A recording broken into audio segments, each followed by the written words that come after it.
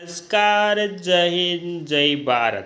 સ્વાગત છે તમારું આપણી YouTube channel government pension salary ઇન્ફોન્ટ ન્યૂઝમાં. તો આજે આપણે વાત કરવાના છે કે ગુજરાત વિધવા મહિલાઓને મળતી સહાય વિશે.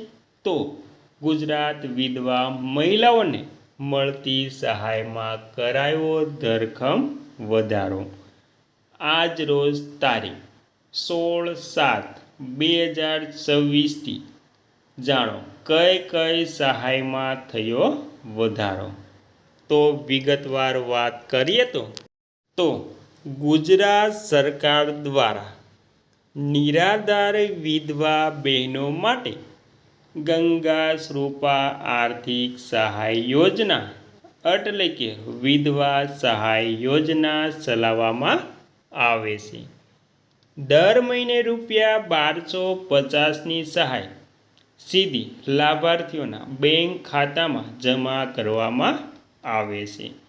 તો શું છે સહાયનો વધારો અને કઈ કઈ સહાયમાં થયો છે વધારો તેની વિગતવાર વાત કરીએ તો વિગતવારમાં યોજનાનો ઉદ્દેશ્ય પતિના અવસાન બાદ વિધવા બહેનોને આર્થિક અને સામાજિક રીતે લાચાર ન બને, તેમની જીવન નિર્વાહ માટે મુશ્કેલ ન પડે તે માટે ગુજરાત સરકારે આ યોજના અમલમાં મૂકી છે. ત્યારબાદ પાત્રતા અને નિયમો.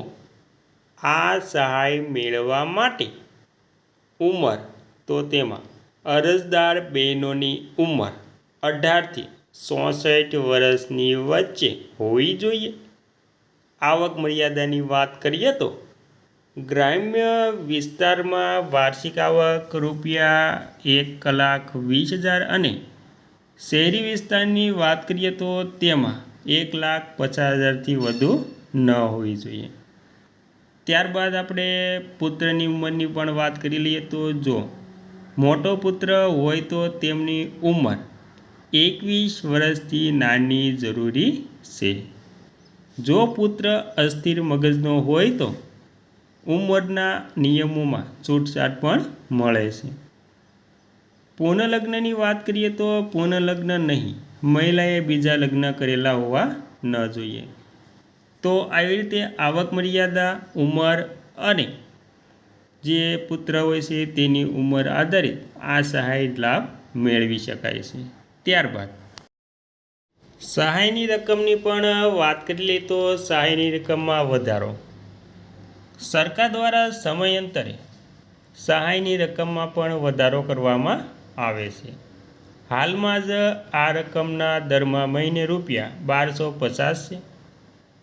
આ નાણાં દ્વારા સીધા બેંક ખાતામાં જમા થાય છે, એટલે કે ડાયરેક્ટ સરકાર ડીબીટી મારફત એટલે કે ડાયરેક્ટ બેનિફિટ દ્વારા જે લાભાર્થી છે તેમના ખાતામાં ડાયરેક્ટ જમા કરવામાં આવે છે. અને ત્યારબાદ અન્ય મળવાપાત્ર લાભ. તો સામાજિક સુરક્ષા વિભાગ દ્વારા વિધવા બહેનોને અન્ય સરકારી યોજનાનો લાભ પણ મળે છે.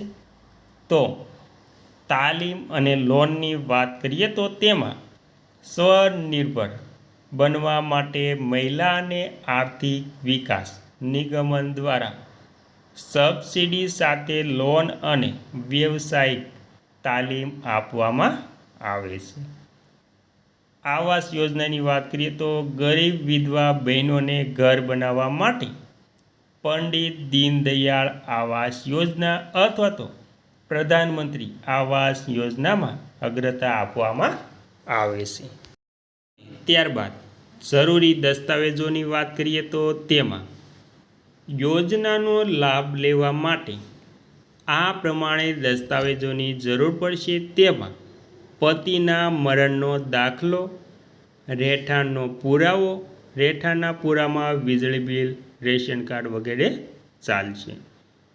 ઉંમરના પુરાવાની વાત કરીએ તો તેમાં ચૂંટણી કાર્ડ પણ ચાલશે અને આધાર કાર્ડ પણ ચાલશે. આવકનો દાખલો. તો આવકનો દાખલો સક્ષમ અધિકારી દ્વારા પ્રમાણિત કરેલો હોવો જોઈએ. બેંક પાસબુકની ઝેરોક્સ નકલ. અરજી કઈ રીતે કરવી? તો તેમાં આપણે અરજીની પણ વાત કરીએ તો ઓનલાઈન પદ્ધતિ. તમે ગુજરાત સરકાર ઈ સમાજ કલ્યાણ વેબસાઇટ પર જઈને જાતે જ અરજી કરી શકો છો.